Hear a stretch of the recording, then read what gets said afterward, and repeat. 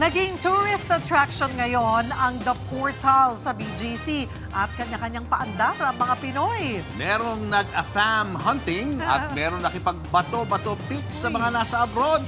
Panoorin yan sa Frontline Report ni Laila Chicadora. 3, 2, and 1.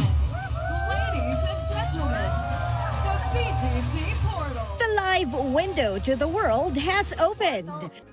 Yan ang peg ng dinarayo ngayong The Portal sa BGC na kamakailan nga lang ay binuksan sa publiko. Ang ideya, masilip in real time ang ibang lugar sa mundo. Pero dahil Pinoy tayo, syempre may kanya-kanyang paandar. Hello po. Pakita mo na number mo. Gaya ng ilan na real-time ding Sabihin mo, call me nag-afam Jasper. hunting. May nakipagpalitan ng social media accounts. At ang matindi, pati phone number. Bakit nga ba hindi kikiligin kung ganito Yung iba mas handa. Eto at may pa-placard pa nga.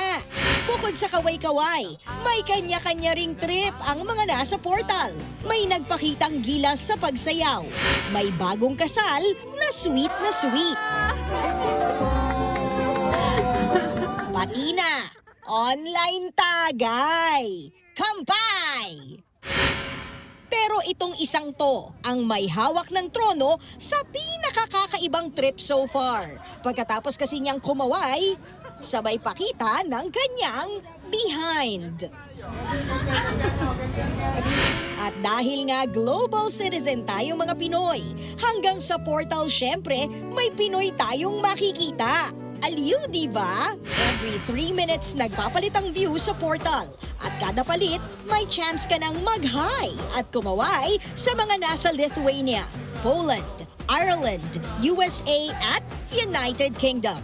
Hello from the other side, mga kapatid! Nagbabalita mula sa Frontline, Laila Chicadora, News 5. Mga kapatid, Cheryl Cosing po.